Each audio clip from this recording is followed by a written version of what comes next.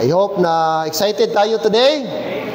Na binigyan tayo ni Lord this month ng another Sunday, no? First week, first Sunday. And we thank the Lord, no, na nakaabot tayo ng bare month. And very obvious po, no, sa mga mall ngayon, nag-aamat-amat na sila decorate mga Christmas decor. Okay? So napakabilis lang pag bare month, sutoy na lang, dugay-dugay December na. Panas ng 2025, no? 2026 naman. So, kadali lang gid ang 2025. So dapat dasig man aton nga pagserbisyo sa Ginoo. Kung ano ka dasig ang panahon, dapat amo man kita mga kaabianan. Redeeming the time because the days are evil, no? Ambal sa Ephesians 5 verse number 16. So this time, di tayo magtagal, proceed tayo sa ating preaching time. So this is preaching time, amen? Hindi na break time, hindi na po snack time, at hindi na po talking time. Preaching time, kaya tumayo tayo and let's concentrate in listening. Let's put ourselves fully sa pagpakinig ng salita ng Panginoon this morning, and iwasan natin labas-pasok para ma-contain natin somehow ang kunting lamig sa ating aircon sana. Mark chapter number 2. Mark chapter 2 please sa ating mga Bible. I hope lahat tayo may mga Bible. Amen?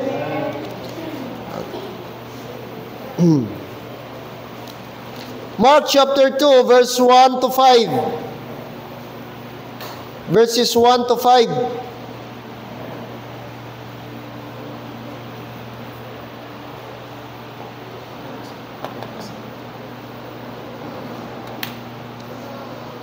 Alright, basahin natin sabay-sabay please ang 5 verses. Beginning verse 1 until verse number 5. Nakita na? Okay, let's read all together. Verse 1, read.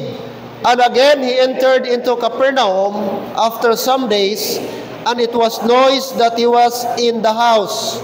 And straightway many were gathered together, insomuch that there was no room to receive them. No, not so much as about the door. And he preached the word unto them. And they come unto him, bringing one sick of the palsy, which was born of 4. And when they could not come nigh unto him for the press, they uncovered the roof where he was. And when they had broken it up, they let down the bed wherein the sick of the palsy lay. When Jesus saw their faith, he said unto the sick of the palsy, Son, thy sins be forgiven thee. Amen. Let us pray. Loving, gracious, and eternal God, this morning, Father, here we are in one purpose, for us to worship, to exalt, to magnify, and to praise you. We thank you, Lord, for this wonderful privilege. We can be here and we can listen and we will be taught by your word. It's our prayer, Lord, na sana this morning maging receptive kami, maging teachable kami sa iyong salita. Also, we thank you for this passage of Scripture. It talks about the life of a palsy man born with 4 people. And this is a classic example, Lord, of a story wherein, Lord, na may unity at may concern ang bawat isa. As a local church, help us, Lord, na magkaroon kami ng Bible principle na pwede naming ma-apply at masunod sa aming buhay. Be with us, Father. We entrust to you. We entrust our service. We entrust the message. And also, Lord, your servant as he preach your word. May this message be a reminder and encouragement at the same time rebuke po sa aming lahat. And this I pray in Jesus' name. Amen and amen. Thank you, and you may be seated. Several times atin na pong napakinggan ang message na ito about the palsy man. But once again, I would like to share with you today about the message, grace that breaks through. Grace that breaks through. mga kapatid, na ang grace ng Panginoon wala pwedeng maghadlang. Wala pwedeng magharang. Amen? At tatagos po ang biyaya ng Panginoon. Kahit sa isa pong makasalanan. And don't you know, mga kapatid, na tayo po, according sa Romans chapter number 5, verse number 12, that because of sin, tayo po ay nasira ang ating fellowship with God. Nung dumating ang kasalanan, we have a perfect fellowship with God before sin entered into the world. But it was broke, mga kapatid, when sin entered in the Garden of Eden. And there was one man who introduced sin, and that is Adam. According to Romans 5:12, sin and death pass upon all men, for all have what? Sin. So sin ruined the fellowship. Sin destroy fellowship. Amen? But thank the Lord that only still there, mga kapatid, but praise the Lord because of His grace. Because of the grace of God, our broken relationship was restored. Amen? And that is because of Jesus Christ. Ephesians 2:8 and 9, for by grace. Amen? Are you happy that there is grace? For by grace are ye saved. And that not of yourselves. That grace is not through you. It's not because of me. But it is the gift of God, not of yourselves. It is the gift of God. Verse 9. Lest any man should boast. Amen? Now, this story, mga kapatid, in Mark chapter number 4. Mark chapter number 4. Okay? The first thing we could learn, mga kapatid, is that the barriers before the blessing. Amen? The barriers before the blessing. Na meron pong barrier. Verse number 4, and when they could not come nigh. Tingnan nyo po, in verse number 4. So meron pong palsy man, may paralytic man, mga kapatid, dito na ating nakita, baldado, hindi makalakad, hindi makatayo, hindi niya pwedeng dalhin ang kanyang sarili. Okay? Doon po, mga kapatid, sa ating Panginoong Hesus. But praise the Lord, may 4 na tao na kung saan may concern sa Kanya. At dinala po siya doon. Sabi po ng verse number 4, dinala itong palsy man ng mga tao.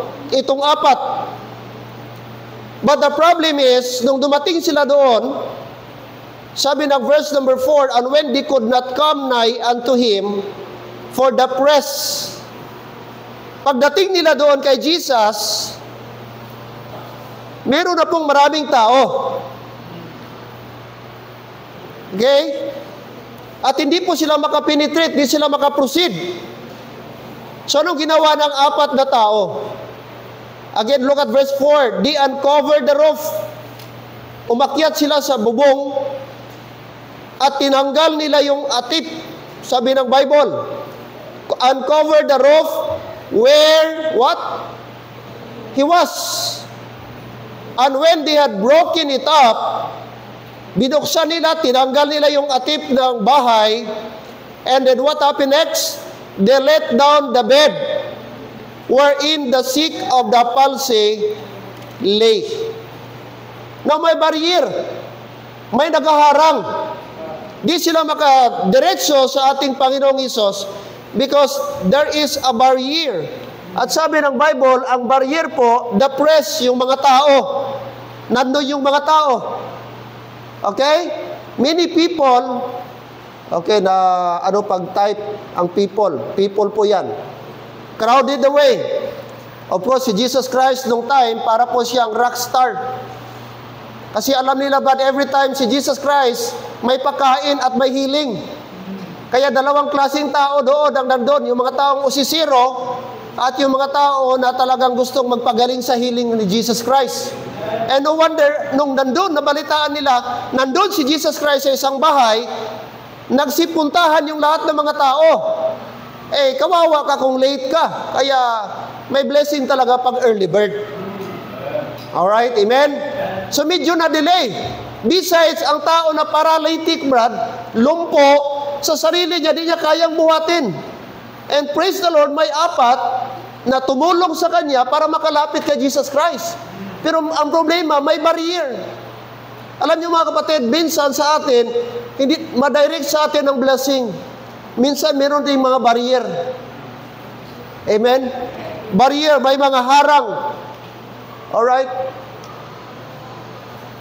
So yan po yung mga tao, yung senaryo. Punong-puno yung bahay. Most likely, nasa loob si Jesus Christ. At hindi lang po, puno ng tao ang loob ng bahay, pati labas ng bahay, puno na. Parang kapila sa ayuda. Na parang itsura ninyo, parang, pag nag-alis ka sa pwesto mo, wala na, balik ka doon sa dulo. Kaya kahit gutom, tiisin na lang. Kahit lahat na amoy, nandun na. Sige na lang. Kasi sayang yung pila. And most likely yung mga tao, baka wala nang pila-pila dito. Kasi paunahin na lang na makalapit kay Jesus Christ. Alright, ito yung scenario. And the barriers, the press, mga kapatid. Okay? The paralysis, the man was helpless. Ano siya? Helpless. Bakit helpless? The man was helpless. Pictures the sinner dead in trespasses and sin. Picture ito ba sa isang taong makasalanan? Picture ito sa tao na bago na saved.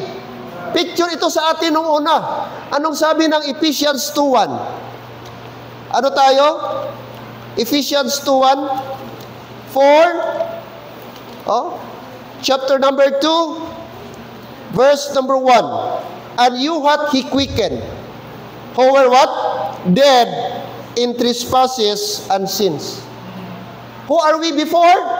We are dead and dead in trespasses and sins. We are spiritually dead. We are spiritually paralyzed because of sin. We have no power, mga kapatid, to save ourselves because we are sinner. Hello? Amen? So this is a picture. Kung hindi siya tutulungan, wala talaga siyang magawa. Alright, what else? Binubuhat siya. May somebody na tumulong sa kanya.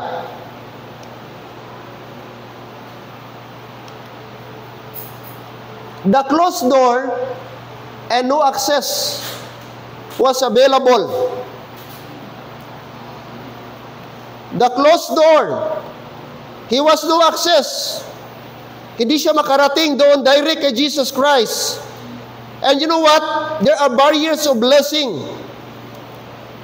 Na kung bakit hindi tayo makatanggap ng blessing ng Panginoon, number one barrier is sin. Amen? Kasalanan.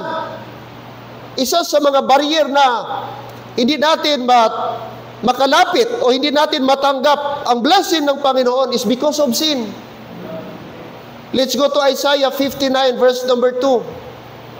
Isaiah 59 verse number 2. Prophet Isaiah said in chapter number 59,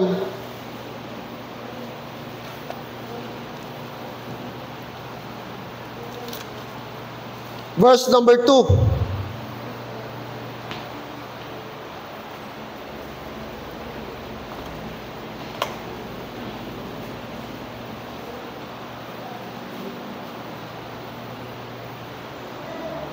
All right?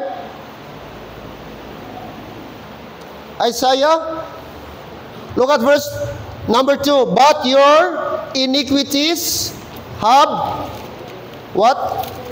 Separated between you and your God, and your sins have hid his face from you, that he will not hear. So ano ang harang? Ano ang barrier? Based sa ating binasa, iniquities.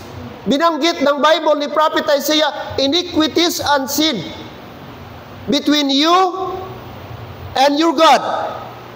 And your sins have hid his face from you, that he will not hear.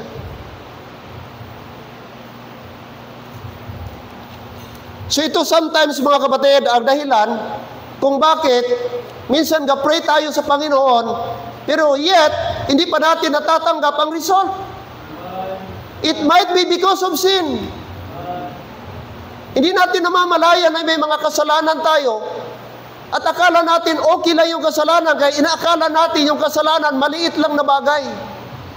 Yung pagsisinungaling okay lang, kaya maliit lang. But I will tell you today, there is no such thing as maliit na kasalanan. Sin is sin before the Lord. Amen. And because of that sin, mga kapatid, pag hindi natin i-give up, hindi natin i-surrender sa Panginoon, it could hinder us na hindi po sasagutin ng Diyos ang ating mga kahilingan. Nagtataka tayo. Okay? That's why, see to it, i-check natin ang ating sarili. Ako ba may mga kasalanan? Baka may dinadala pa akong kasalanan? Baka namumuhay pa ako sa kasalanan? Unknowingly or maybe just ignorantly, gina-ignore lang natin ang ating mga kasalanan. That's why nga dapat, mga kapatid, kung gusto natin talaga ang real blessing ng Panginoon, sabi ng Bible, he that covereth his sin shall not prosper. But he that forsaketh and confesseth shall have what? Mercy. Never talaga tayo never maka-expect ang isang Christian na i-prosper, bless the Lord, unless that kasalanan, unless that sin must be surrendered, must be forsaken. Amen. Wala dapat tayong i-practice, wala tayo dapat itago. Tandaan natin, Christian, pwede tayong makatago ng kasalanan sa ibang tao. It could be sa pastor, sa parents mo, sa ibang mga tao, but you can never hide your sin before the Lord. And the Bible says, yan ang dahilan, Brad. Ano? Sabi ng Bible, verse number 2, between you and your God, and your sins have hid His face from you, that He will not hear. Not only, number one, sin will be a barrier, will be a hindrance, or hinder the blessing. Not only sin, but also disobedience. Disobedience. Kala natin simple disobedience, okay lang. Still, makikita ko pa rin may mga babae pa rin, hindi pa rin modest ang damit. Well, I could excuse sa mga bisita, I could consider sa mga non-member. Pero dapat tayo mga member, nawalihan na tayo, nasabihan na tayo, naturuan na tayo ng tama. Tamang pagdamit, ano ang biblical na pagdamit? Dapat one word is enough. Amen. One word is enough. Ang proper na damit, kung anong suot ng choir, yun ang proper na damit. Yun ang appropriate na damit. Yun ang godly na damit. At mga choir member, listen, dapat ang damit ninyo, hindi lang yung damit during choir, ganon. Dapat all the time, dapat ganon ang damit ng godly Christian, godly lady, na gustong i-bless ng Panginoon. Pero kung meron tayong mga disobedience sa Panginoon, mag-wonder tayo, bakit ang aking pinag-pray sa Panginoon until now, wala pa sinasagot? Maybe because may mga bagay tayo, disobedient tayo kay Lord.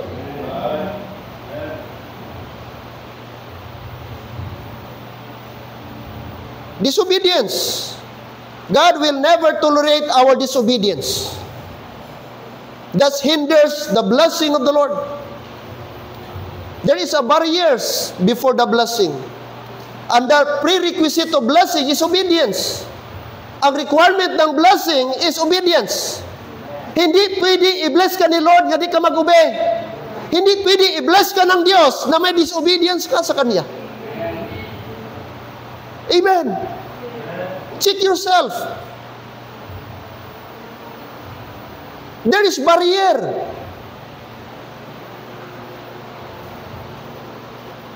Another barrier, not only sin, not only disobedience, but third, another barrier, the unforgiving spirit. It could hinder us to be blessed by the Lord. Kung meron tayong puso na hindi marunong magpatawad, Meron tayong pusong galit, meron tayong puso na may bitterness sa ating puso. Yun, Brad, ang magpapaharang sa atin. Yun ang magiging hadlang sa atin na hindi natin makamtan ang plano at ang gusto ng Diyos sa buhay at sa buhay ko. Sapagkat sa ating puso may something na gusto ng Lord na i-give up natin. Amen. Barriers. Ang paralyzed person, kita natin, may nagaharang sa kanya, may nagablock sa kanya, na hindi siya makadirect sa Panginoon, hindi siya makapenetrate doon sa presensya ng ating Diyos. It's because his condition, because of his condition. The barriers before the blessing, the closed door, he was no access was available. And the Bible says, the law cannot save us. Anong sabi ng Romans 3:20? Romans chapter number 3. Look at your Bible please. Romans chapter number 3, verse number 20. Chapter number 20.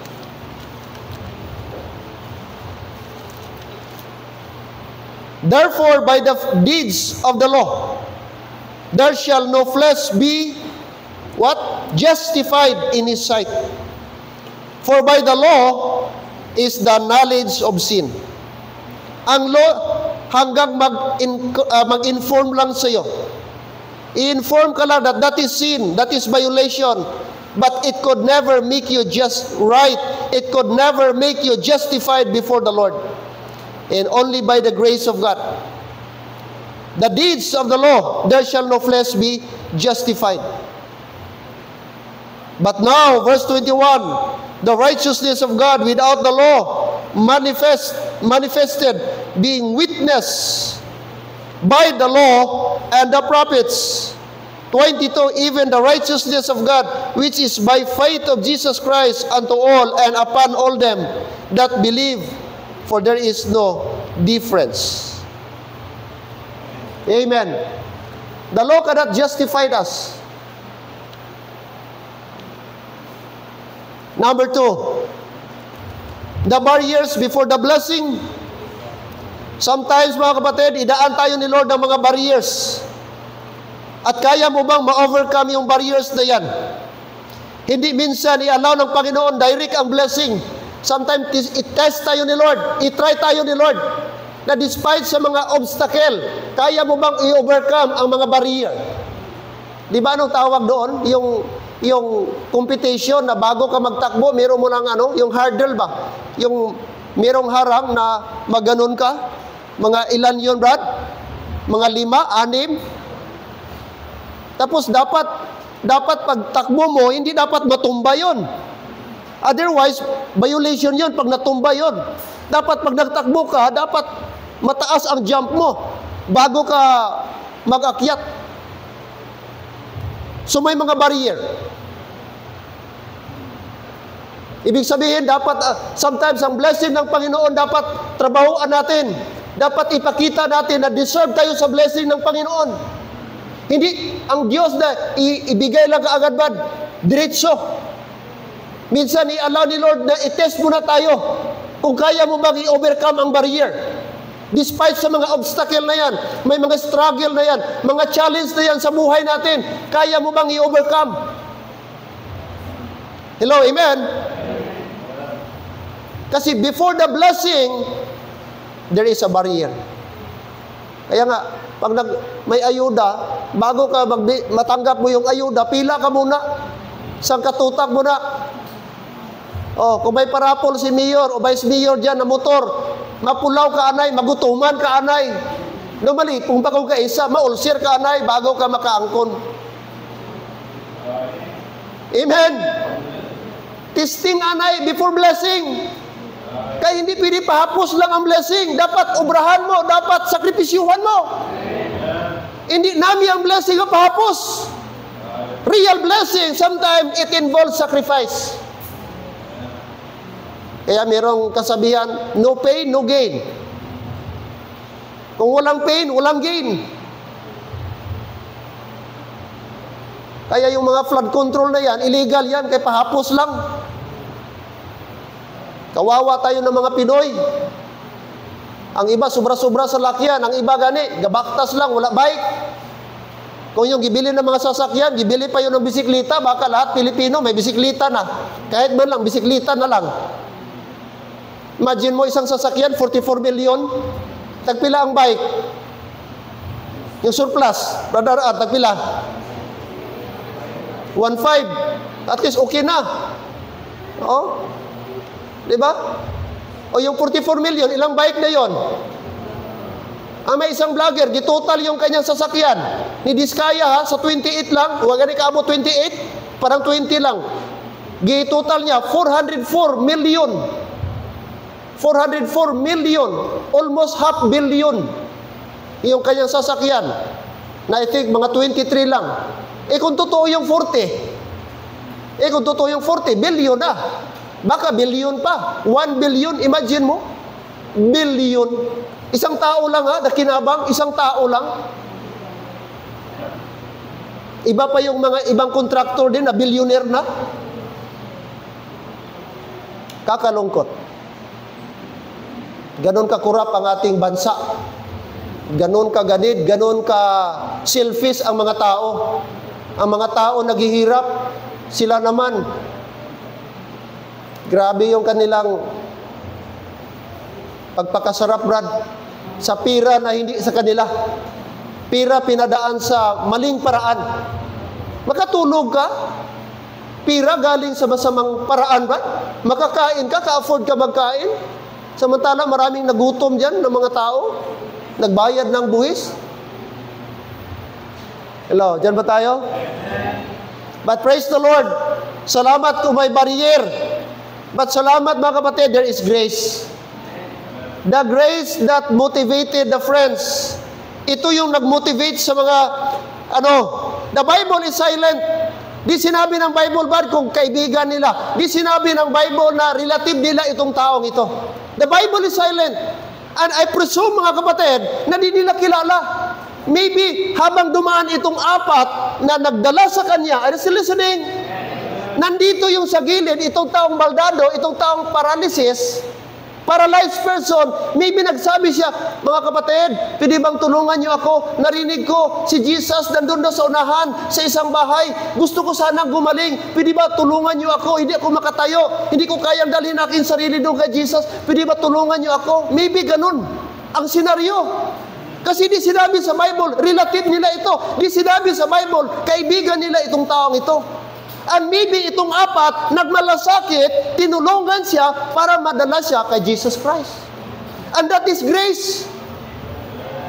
Di nila kilala, hindi siya pabor, ang taong ito, wala siyang gipromise na kapalit. Okay, sige, pag madala niyo ako kay Jesus Christ, tapos pag gumaling ako, pagbalik ko, ibaligya ko itong balay ko, isuhol ko sa inyo. Wala sinabi. O maybe ibaligya ko yung aking kambing, ibaligya ko yung baka ko, ibaligya ko yung kardero or tupa ko para ibigay ko sa inyo pag gumaling ako. Promise ko yan. Walang sinabi ang Bible. That means, mga kapatid, this is purely voluntary. Purely, mga kapatid, effort ng apat na ito, tulong nila sa tao na hindi deserve. Ang tanong, ano bang kunin nila sa paralyzed na tao? Maybe gi-abandon na siya sa pamilya niya. Maybe wala na siyang bahay. Maybe wala na siyang ari-arian. Are you listening? Maybe naubos na pagpagaling niya. Nung pinagamot niya nung una. Ang tanong, anong pwedeng kunin ng taong ito, yung apat? Wala. Pero brother, yung favor, yun ang grace. Dinala siya. Itong nag-motivate. Huh? What is grace? Grace moves with compassion. That is grace. Hindi pwedeng sabihin mong grace na wala kang awa.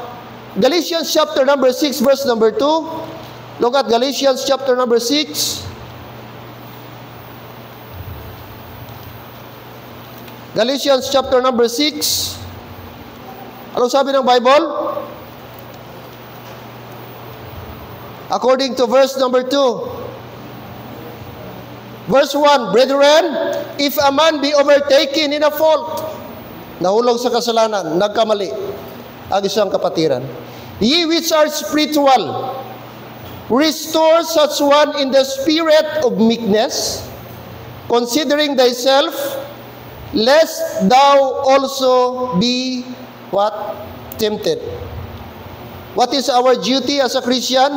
If there is somebody, our brother in the Lord, our sister in the Lord, who fall into sin, what should be our response? We should what? Restore. Restore. Look at verse 1. Restore such one in the spirit of meekness. And there is a warning. Considering thyself, lest also thou be tempted. You should be careful. Why? Because what happened to your brother could also happen to you. That's why we should not condemn. Instead, we should restore our brother in the Lord. What else? Verse number 2. Bear ye one another or another's what? Burdens. And so fulfill the law of Christ. So our duty, Brad, our ministry as member of the body of Christ, are still listening? Yeah. Restoration and what else? According to verse number 2, bearing one another's burden. Okay? So, huwag tayong magtaka kung meron tayong namatayan na kapatid. Mag-contribute tayo mga kapatid. That's normal. Kasi isang katawan tayo, kapatiran tayo, Panginoon. Tayo po ang magtutulungan. Bear another burden. Sorrow with them that with sorrow. Rejoice with them that rejoice, sabi po ni Apostle Paul. Mga kapatid. Grace does not leave the lost behind. Ang grace hindi ka iiwanan.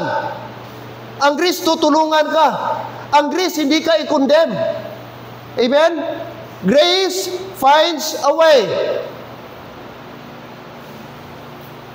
Grace overcomes what? Obstacles. Hello? Ang grace makita niya ang positive. Hindi ang negative. Ang grace, optimistic siya, hopeful. Hindi siya pessimistic. Iyan ang grace. Kaya nung dumating po yun sila, yung apat, pagdating nila, ang daming tao, makita mo kapatid yung persistence nila.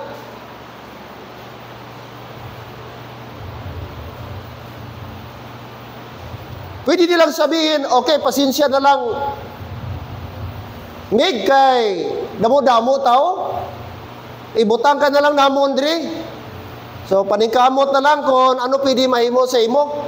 At least nadala ka na namon diri kay Jesus Christ. Pwede nilang sabihin. Pero anong ginawa sabi ng Bible? Look at verse number 4. Mark chapter 2 verse number 4. And when they could not come nigh unto him for the press, they what?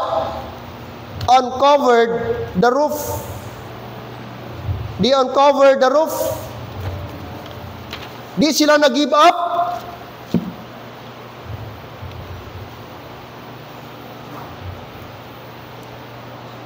Grace works together. For men in unity. Grace, what?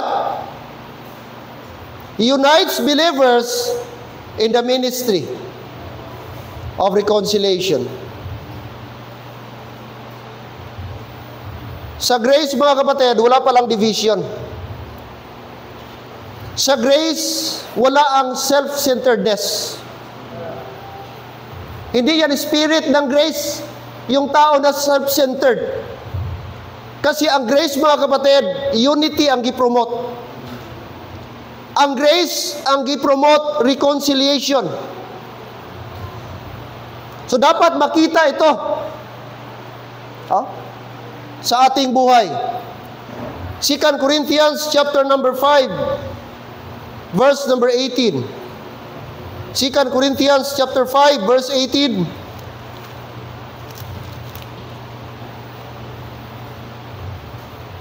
Verse 18, and all things are of God, who hath reconciled us to himself by Jesus Christ, and hath given to us the ministry of reconciliation. Verse 19, to wit, that God was in Christ, reconciling the world unto himself, not imputing their trespasses unto them, and hath committed unto us the word of reconciliation. Twice the word reconciliation is being mentioned. Verse 18, ministry of reconciliation. Next, in verse 19, word of reconciliation. Again, reconciling the world. What is our ministry? The ministry of reconciliation. And this is a picture of reconciliation. This paralyzed man was brought to Christ. The broken relationship was being restored. It has to be held so that the broken relationship will be restored. And we have this ministry. Today, there are a lot of people, they were spiritually paralyzed, spiritually lost, spiritually dead. Kaya pag may mga opportunity, makashare ng gospel ba, do it. Let's grab the opportunity. Let's take advantage. Huwag nating i-turn down. Huwag tayong magtanggi. Amen. Sapagkat now, we have this kind of ministry. And this ministry was entrusted to us as the member of the body of Christ. Amen. Ministry of reconciliation. Thank God, nakapreach tayo last Tuesday sa funeral. Praise the Lord, another opportunity last night. And thank God, salamat sa mga members na nagsama kagabi. May nagsama daw, Bradford Day? May mga iban? Galing sa choir member? Oh. Dadi tayo after doon sa number, ang atin, after tayo na makashare sa gospel. Yun ang ating ano, at the end of the day, si Lord ang mag-save. Hindi tayo doon motivated na save, wala. Enough na yun, nakapreach tayo. During Judgment Day, i-reward tayo ni Lord. Kaya nag-preach ka, hindi kaya dahil na-save ka, saka ka may reward. No, the moment, the fact na ikaw ay nag-preach, nag-share ng gospel, that is enough na may reward na tayo. Kaya motivated tayo mga kapatid. And it's a blessing na kahit non-member, makashare tayo ng gospel. Salamat. Kapatid ba niya, no? Kapatid mo, Sister Jean? Bayaw? Ah, bayaw. Oh. Bayaw niya. Amen. Yun ang ating joy. The ministry of reconciliation, mga kapatid. The grace that motivated the friends. Ito dapat ang ating motivation. Ang grace ng Panginoon. Bakit tayo mag-share ng gospel? Kaya nakatanggap tayo ng gospel. Bakit mag-share tayo ng Word of God? Kaya natanggap natin ang Word of God. Bakit ka mag-share ng salvation? Kasi natanggap mo ang salvation. That is reciprocal. Anong natanggap mo, i-share mo. Kaya nga sabi tayo, hindi tayo kapatid, drum. Ang drum, tatanggap lang siya ng tanggap ng tubig. Tapos lahat na dumi, nandun sa drum. Pero tayo mga kapatid, hindi tayo drum, natanggap lang ng tanggap. Dapat tayo gutter. Ang gutter, daluyan lang. Conduit tayo. Tanggap ng tubig, pasa doon. Tanggap ng tubig, pasa doon. Dapat ganun tayo. I-share natin. Huwag nating itago. Huwag nating dito lang sa atin.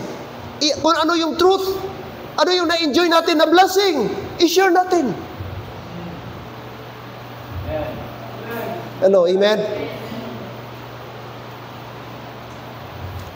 One time, nag-travel si Elias.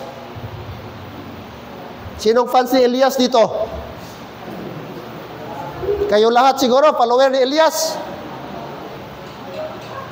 Sikreto lang ka mo ba? O balago, follower ka mo ba? Nakita niya doon, pag-travel ni Elias, nagatanom-tanom. Yung, tanom ba yung sa Basakan ba? Yung ganon, ewan ko, nakatry kayo? Pero kami, elementary pa lang, yun na yung trabaho namin, paatras pa yan. Wala pa'y kurit-kurit na, partida pa, way pa kurit. Ang iba, ginakuritan. Kami, tinawag niya, tay, tagpila yung mo, per day. Ganito lang, 250. Pinunduhan niya. Punta ka dito. Oh. Ibigyan niya ng pera. Ayaw tanggapin ng yung tao di niya kilala, nasyak siya. At hindi naman niya kilala si Elias. Ano man na to, sige tanong tanong mo. Way man to, gasilpon-silpon para sa imo, sige silpon. Oh, ganun. Sabi niya, kunin mo ito. Bakit? Saan sa kunin mo? Tulong ko ito sa iyo. My point is, yung blessing, yung pag-share ng blessing ba, walang pinipili. Di ka na kailangan mayaman. I don't know kung mayaman na ba si Elias. Pero makita mo, tapping-tapping, yapon siya sa, rubber. Kung ano yung dati niya, before siya sumikat, ginagawa pa rin niya. So my point is, ang grace ng Panginoon, ang motivation natin sa Panginoon, ang grace. Bakit mo ito ginagawa? Bakit kag-acquire ka? Because of the grace of God. Bakit naglilingkod ka, nagsiserve ka kay Lord? Because of the grace of God. Bakit ka nagbibigay? Because of the grace of God. Everything because of the grace of God. Ang ating motivation is the grace of God. Amen. Wala namang hinintay itong mga apat na tao, Brad. Wala silang gi-expect na kapalit. Like I said, wala silang in return, okay, gawin namin ito para in return, meron kaming tanggapin. Wala naman. Ang sa kanila, basta makatulungan nila. At ang masakla pa dito, pagdating nila doon, puno yung bahay, wala silang interest, walang way makalapit kay Jesus Christ. But they never give up. Hello, amen? Oh. Ano ginawa nila? The roof broken and the roof repaired. Ano ginawa nila, Brad, sa roof? Kanila pong tinanggal. Balik tayo, Mark chapter number 2, verse number 4. Verse number 4. Chapter 2, verse number 4. Here, verse number 4. And when they could not come, di sila makapasok. Nigh unto him for the press, siksikan yung mga tao, puno yung bahay, walang way makalapit sila. But praise the Lord, they never give up. Verse number 4, they uncovered the roof where he was. And when they had broken it up, and they let down the bed wherein the sick of the palsy lay. Di natin alam kung gaano kataas yung roof. Di natin alam kung anong ginamit nila para makaakyat doon sa roof. Nakuha nyo? Di natin alam kung may hagdan. Di natin alam paano nila giakyat yung tao papunta doon sa roof. But my point is, nag-effort sila. My point is, nag-sacrifice sila. Siguro dalawa umakyat, tapos nung tinanggal nila yung atip, baka pinagalitan pa sila sa may-ari. Hindi naman nila bahay yon. Baka gusto pa silang batuhin na may-ari. Hoy, anong ginagawa nyo? Bakit sinisira yung bahay ko? Maybe naka-experience sila ng ganon. Sige, sirain nyo yan. Pero hindi kayo pwedeng bumaba pag hindi nyo na-repair yung bahay ko. Swerte ka mo, akong bahay, gubaon mo. Trespassing na kayo. Diyan ba tayo? Possible ganon. Akig yung bahay, may-ari ng bahay. Pero nakita natin yung persistency nila. Nagpatuloy sila to the point, nung nabuksan nila yung atip, ano pa, aside mahirap yung pagpaakyat, mahirap din yung pagbaba. Kasi dapat, sila, sabay-sabay sila. Otherwise, pwedeng mahulog yung tao. Kuha niyo yung point, mga kapatid? The roof was broken. They never give up. Hindi sila napagdating nila doon, ang daming tao, uwi na sila, pasensya na lang. Kasi walang way na makapasok tayo. Ang daming tao, naunahan tayo. At least, dinala ka namin dito. Siguro di ka na sasama yung loob mo kasi nadala ka na namin dito. Pwede sabihin ng apat. Pero Brad, hindi lang po, dinala nila si Jesus Christ. Naghanap pa sila ng paraan na ilapit si Jesus Christ. Ilapit kay Jesus Christ yung paralytic man.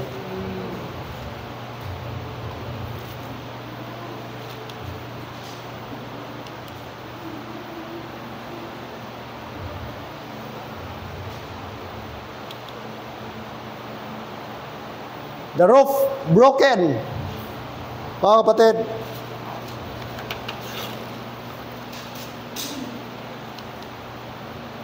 the roof broken. they tore it open to reach Christ. Para maipakita nila, mailapit nila kay Jesus Christ. The roof repaired. Jesus not only healed, but also forgive. Amen. Ang roof, mga kapatid, speaks about our fellowship sa Lord. Pagdating nila kay Jesus Christ, look at verse number 5. Verse number 5. Chapter 2 again, verse 5. And when Jesus saw their faith, He said unto the sick of the palsy, Son, thy sins be forgiven thee. Verse 11, I say unto thee, arise, take up thy bed, and go thy way into thine house. See? Picture sa atin, mga kapatid. We have a broken relationship with God. But praise the Lord, gi-repair, gi-restore tayo ng Diyos. Gi-restore tayo ng Diyos. Only Christ, amen? Only Christ by grace can fix the broken relationship between God and man. Romans chapter number 5. Romans chapter number 5.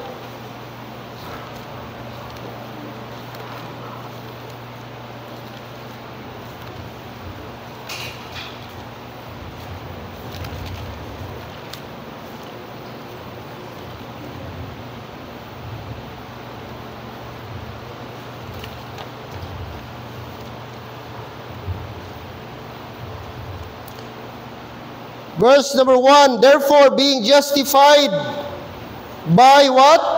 Faith, we have peace with God through our Lord Jesus Christ, in whom also we have access by faith into His grace, into this grace, wherein we stand and rejoice in hope of the glory of what?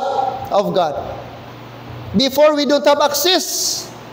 Before we don't have peace with God. We are enemies of God. Amen. We are enemies of God before. We are outside of Christ. But praise the Lord because of His Son, the Lord Jesus Christ. And when you trust Him by faith, the Bible says, we have peace with God through our Lord Jesus Christ. Real peace can be obtained through Jesus Christ. Real peace is in Jesus Christ. And because we have in Christ, therefore we have now a full access. Notice the word, we have access. That means opportunity to go through Jesus Christ. Before we cannot go through Him. But praise God, by faith we have access into this grace wherein we stand and rejoice in hope of the glory of God. Amen. Praise God for that. My point, mga kapatid, is dapat Christians, kung meron mang barrier, dapat hindi tayo kaagad-agad mag-give up. Pag may challenge, tuloy lang. Pag may struggle, tuloy lang. Hindi na mag-give up kaagad. Di ka na mag-church, di ka na mag-fellowship, di ka na mag-serve. No! That is wrong. Look at these people, the 4 men. Nakita nila yung problem, nakita nila yung challenge. Bahay, mahirap, maraming tao, but they never give up. They find way. In other words, dapat tayo, mga kapatid, be creative. Makita natin yung pagka-creativity nila. Sabi niya, anong paraan kaya? Mga brad, ano kayang gawin natin? Ang daming tao. Anong opsyon? Uwi na tayo? Iwan na lang natin itong kaibigan natin? Total, nadala naman natin? Anong opsyon? But salamat, hindi po sila nag-give up. Salamat din sila umuwi. Salamat din nila iniwanan. Sabi nila, ito yung option natin. Ito yung chance natin. Akyat tayo. Tapos tanggalin natin ang atip. Sabi ng iba siguro, paano yan? Paano yan? Pagalitan tayo ng may-ari. Anong gawin? Sige na, magalit na magalit. Basta ang atin, matulungan natin ating kaibigan. Kasi there is no other way madala natin kay Jesus Christ except tanggalin natin ang atip. Alam niyo po, ang mga blessing nandun sa mga taong hindi easily mag-give up. Yes or no? Ibibigay ang blessing ng mga Panginoon sa mga taong determinado. Sa mga taong hindi easily mag-give up. Sa mga taong, mga kapatid, na buo ang loob, pursigido sa buhay. Pero yung mga tao, kadali lang ma-discourage, I tell you, layo sa imo ang pagpakamaayo sa Ginoo. Di ka kabalo mag-antos, di ka kabalo mag-sacrifice, kay gusto mo shortcut, mga kapatid, di mo ma-enjoy ang blessing ni Lord. Kasi dapat sometimes, gina-allow ni Lord ang struggle. Para i-test tayo kung determinado ka ba gid. Para i-test tayo kung sincero ka gid ba. Kaya meron tayong kasabihan na common, brad, ang nagwawagi ay hindi umaayaw. Subalit ang umaayaw ay hindi nagwawagi.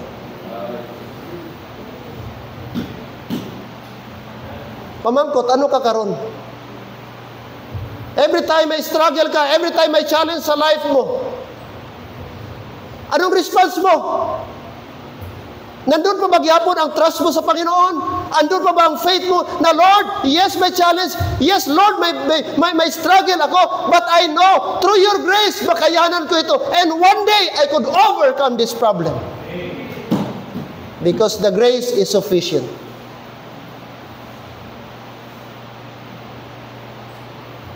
Amen. The roof broken, but salamat si Lord ang mag-restore. Kaya church, huwag tayo kaagad mag-give up. Salamat Sister Palmaria. Sister kung nag-give up ni, sila niya, untat ka lang anay, Axel, kaya di kaya. Wala gid. May mga manghod ka pa. So, diba? Dali ta. Discourage ta. Mag-give up ta, mag-stop ta. Wala ta sa determination. Kung mag-stop ka, that means kulang ka pagtuo. Kung nag-stop ka, that means huyang ka. Huwag ka pagsalig sa Ginoo. Nga kaya ka buligan sa Dios. Kaya ka ayudahan sa Dios. Kaya ka mga utod nga alalayan sa Ginoo. Ang mga unbeliever ganit, porsigido, wala na Dios. Iba ang Diyos nila ginakilala. Ikaw pa nga Kristohanon. Ikaw pa nga luwas. Ikaw pa nga may relasyon sa Ginoo. Pabayaan ka sa Diyos? No! May Diyos nga maluoy. May Diyos nga may gahom. Ang gusto lang sa Diyos sa ato, magsalig ta sa iya. Hindi sa aton sarili. Hambala, Lord, di ko ni kaya kung ako lang gid. Duay gid ko, Lord. Pero I believe, ara ka, Lord, magmulig sa akon. Therefore, Lord, I'm hopeful ako nga anong mga bagay kaya ko i-overcome because ara, bastante ang imong grasya.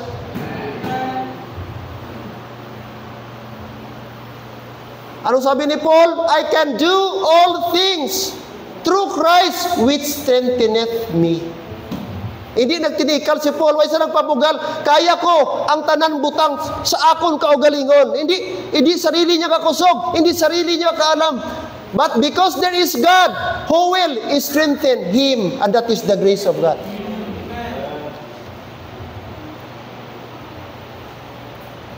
Kaya wala Kristohano dapat maghikog. Amen? Andiyan ang grace ni Lord. Only Christ by the grace can fix the broken relationship between God and man. Mga kapatid.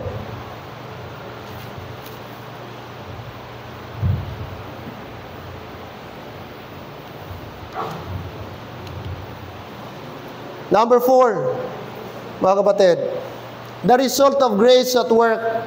Ano po yung result? Dahil nag-unite sila, Brad. Nagtulong-tulong sila apat. Anong nangyari? What happened? The man brought to Christ. The man brought to Christ. Grace draws sinners to the Savior. Amen? Yun ang grace. Ilalapit ka sa Diyos. Hindi ka ilalayo. But ilalapit ka sa Panginoon. John chapter number 6, verse number 44. John chapter number 6, verse 44, the Bible says, tiran niyo po, verse 44. In chapter number 6, verse 44, no man can come to me, except the Father which hath sent me. draw him, and I will raise him up at the last day. So, sino po yung mag-usher? Oh? So, ang ama, siyang maglalapit sa tao para sa kanyang anak. No man can come to me except the Father, which hath sent me. Draw him, and he will raise him up at the last day. Amen. So it is the Father. Faith made visible. Jesus saw their faith, and grace produces faith that acts. Actually, mga kapatid, hindi ba yun sa faith ng taong paralytic? Actually ba, ang faith doon, asan ang faith? Doon sa tao na nagdala sa kanya. Pero sabi ng Bible, thy faith. Oh.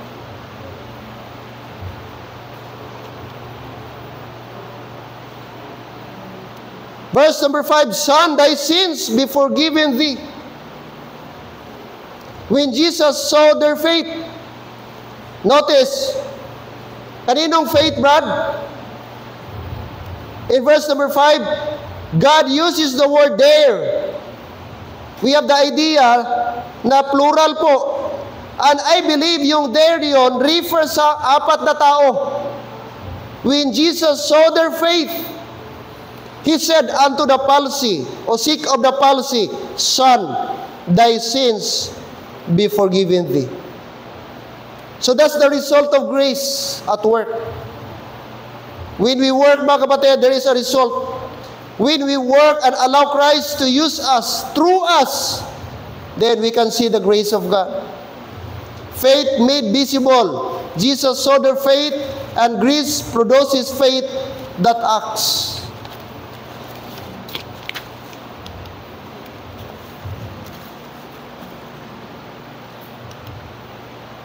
Forgiveness and healing. The man received forgiveness first, then healing.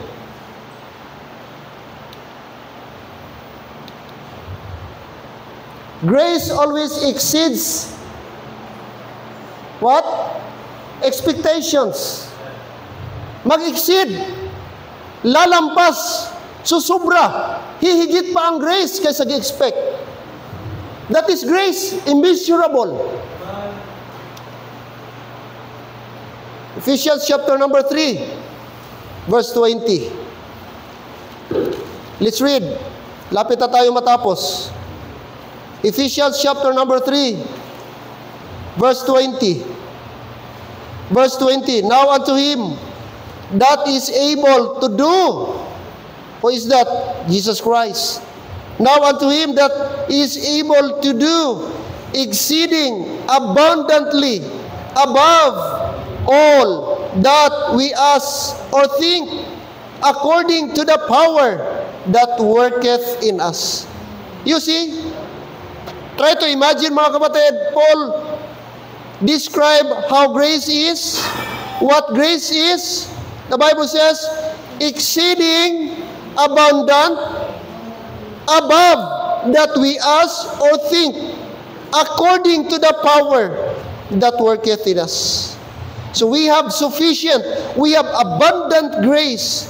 In fact, in verse number 18, the Bible also says, may be able to comprehend with all saints what is the breadth and the length and the depth and the height, and to know the love of Christ, which passeth knowledge, that he may be filled with all the fullness. Amen? Of God. Immeasurable. Unfathomable, mga kapatid. Praise God for His amazing grace. Amen?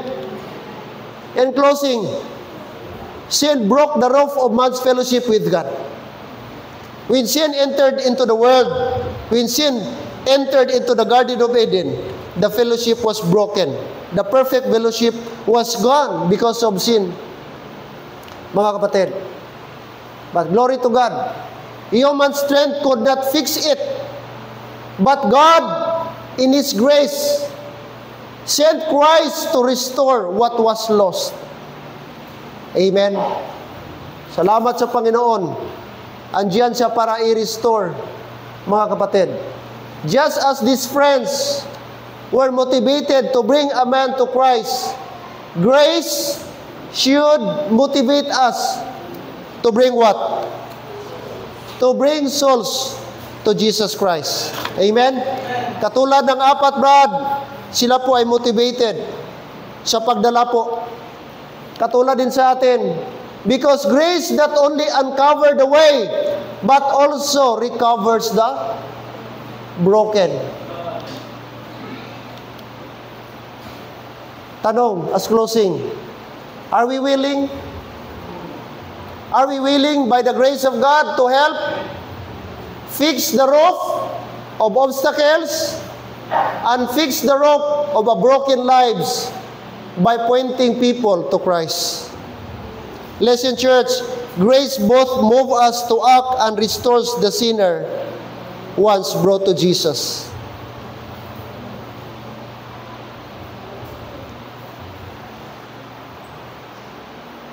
Listen, amen? But katulad tayo before ng isang paralytic man. And glory to God, may tumulong sa atin. Glory to God, may nag-share sa atin. Glory to God, mayroong nag-invite sa atin sa church. And tayo, here we are today, na-enjoy natin ang salvation because somebody bad, may ginamit ang Panginoon. Kaya sa atin, ang grace, like I said, marunong Brad magtanaw ng utang na loob. Imagine yung mga taong ginamit sa iyo. So dapat sa atin today, we must be willing to help those people who are lost and who needs, mga kapatid, who needs to be restored, needs to be healed, and needs to i-bring back ang kanilang broken relationship. And only the gospel can fix it. Only the blood of Jesus Christ can fix the broken relationship. Amen. Every head bow, every eye closed. Eternal, gracious, loving Lord. It's a blessing, Father. Lord, kami ay ma-remind this morning about this paralytic man, about this palsy man. For so many years, he is suffering of his sickness. No one, Lord, could able to heal him. No one was able to make him whole. But praise God, one day when he met the Lord Jesus Christ, together with his 4 men who brought him to the Lord, who brought him to Jesus Christ. And when Jesus Christ saw their faith, instantly, Lord, Jesus healed him. And this man was able to stand. This man was able to walk. And this man was able, Lord, back to normal life. Because Jesus Christ is a God of miracle.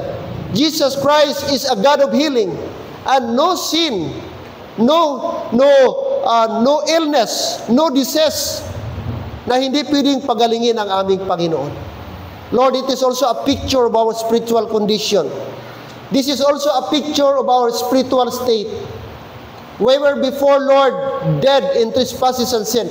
We are incapable to save ourselves. We are incapable, Lord, to bring ourselves to heaven because we are sinners. The law cannot justify us. Our deeds cannot be able to justify us. But when we put our trust, our faith in the finished work of Jesus Christ, in the cross of Calvary, the cross work of Jesus Christ on Calvary, Lord, we made whole. We were reconciled. We were justified. We were redeemed. We were washed. And we became child of God. Oh Lord, what a blessing. Before we were enemies, but now a child of God. Before we were far off, but now we are made nigh because of the blood of Christ. Lord, before we are outside in Christ, but now we are in Christ. We are now totally healed spiritually. The sin and the penalty of sin was gone because of Jesus Christ. However, Lord, we have a task to do. Like this palsy man, once we were lost, we are paralyzed by sin. And there are those people, Lord, na kailangan naming i-rescue, kailangan naming tulungan. Father, it's my prayer today na huwag kaming maging indifferent. Huwag kaming maging indifferent, Lord. There are those who are in a dire condition. There are those who are in the, Lord, pity condition. Help us, Father, nga maging soul winner pa. Help us, Lord, na maging concerned pa. Help us, Father, nga keep inviting people, our loved ones, our relatives, our workmates, our friends. Those are people, Lord, na dapat naming tulungan. Please help us, Lord, na hindi kami maging selfish sa gospel. That we are not just the one, Lord, na ma-enjoy namin ang blessing of salvation, but to the others as well. This morning, Lord, this speaks about unity. Thank you, Lord, for the corporate effort of these 4 men. Thank you that they were not selfish. Thank you that, Lord, they never expect anything from this person. What is in their mind and heart is just to help this person, Lord, na gusto nila ma-experience din ng taong ito kung ano ang normal life sa isang taong nakakalakad. And what an example, Father. Today, it's my prayer also that in our church, we should have unity. We should have, Lord, harmony sa aming church. Dapat nagtutulungan kami. Dapat Panginoon, nagsusuportahan kami sa bawat isa. Dapat huwag kaming mag-away-away. Dapat walang division sa aming church. Dapat united kaming lahat. United ang aming goal. United ang aming motive. United ang aming desire. And that desire is for the glory of God. Oh God, please bless this church. Bless these people. Bless our ministry. Bless everything, Lord, na may mga endeavor kami. And help us, Lord, to reach the common goal, and that is to evangelize this place with the gospel of the Lord Jesus Christ. Thank you, Lord. Thank you na karoon kami ng spiritual healing. Today, like I said, there are those who are struggling for their spiritual illness. They were crippled, paralyzed by sin, blind by Satan, victim by Satan. And therefore, Lord, they are heading to hell. And the only hope, Father God, is the gospel. Help us na maging soul winner pa kami, Lord. I request everybody to please stand.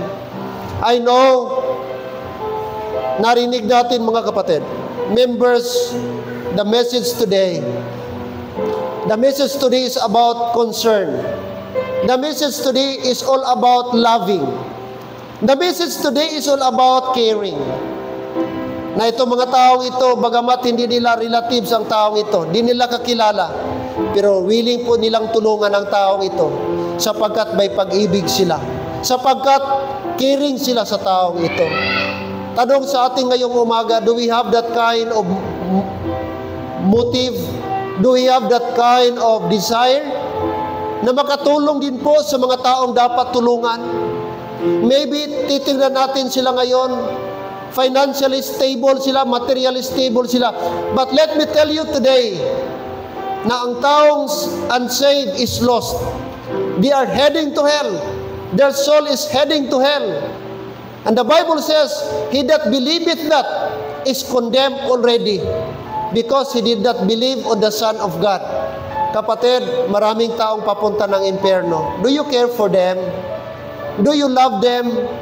Do you have compassion for them? Thank the Lord, we are saved. Thank the Lord, when we die, we go to heaven. But before going to heaven, we still have responsibility, and that is to share the gospel. Can you come today on the altar and can we pray together? Lord, help me na makasulwining ako. Lord, help me makashare ako ng gospel. Lord, patuloy mo akong gamitin. Na sana, Lord, maging blessing ako, maging channel of blessing ako. I could share the gospel. Lord, put concern in my heart Lord, give compassion in my heart. Lord, give me love for the lost. Lord, help me. Help me. Help me, O God. Is that your desire? People are dying. People are perishing. Can you afford just to look them, mga kapatid, and do nothing? No. We should have a desire. We should have a desire. Our loved ones still waiting for the gospel. Your friends are waiting for the gospel. And God wants to use you this morning to share that blessed gospel. Like this paralytic man, God favored him. That is grace. He don't deserve the grace of God, but praise the Lord, he received the favor. He received the favor. Amen.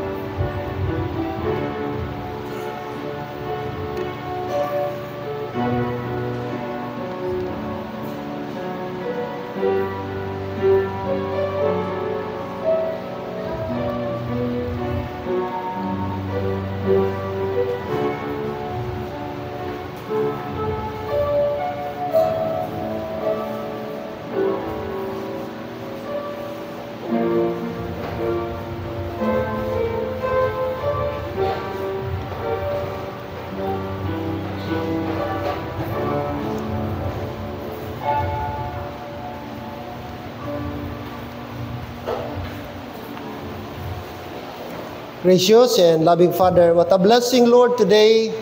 We can come in your presence. We can come in this altar. We can kneel down. We can pray together. And we can be challenged and motivated more. The Bible says it is the love of Christ that constraineth us. Lord, I pray for those members of our church, especially for those who came forward, help us. Na aming desire, Panginoon, sana magkaroon kami ng fruit, magkaroon kami ng bunga. This year, may madala kami, Lord, regular namin na visitor. Regular namin, Lord, maging brother in the Lord someday. Gamitin niyo kami.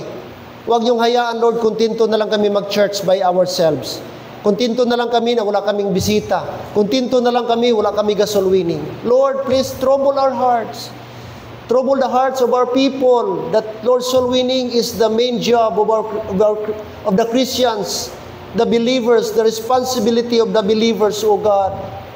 It's not just for the few, but to all of us. What a blessing if all of us are striving to bring visitors every Sunday. What a blessing. I could not imagine, Lord, all of us, we should bring one by one every Sunday. Oh God, please, Lord, trouble our hearts, that we should not be contented, we should not be satisfied until something we can do for God's glory and honor. Bring us more souls. Bring us more souls to save. Give us more souls to be baptized. Give us more souls to be discipled. Lord, but it could only happen if we will do soul winning, if we will not stop in doing and sharing the gospel. Lord, we now have the truth. Before we are not in truth. When we were still in tradition, Lord, that's not the real gospel. But today, there is a true gospel by believing the sufficient work of Christ on the cross, trusting the blood of Christ, the sacrifice, Lord, of Jesus Christ, the immeasurable grace of God on the cross of Calvary. And that, Lord, we were justified, reconciled, and redeemed because of His blood. Oh, what a blessing. We can shout hallelujah, Lord, because of that blessed hope that one day in heaven you prepared for us. Lord, I pray, dear God, bless us. Help us with the young people, men, women of our church, to bring someone to Christ this year and more souls to be saved. Oh God, thank you for this message. Thank you for the reminder. Honor and glory, we give it back to you, Father. We love you. In Christ's name we pray. Amen. Amen. Balik natin sa ating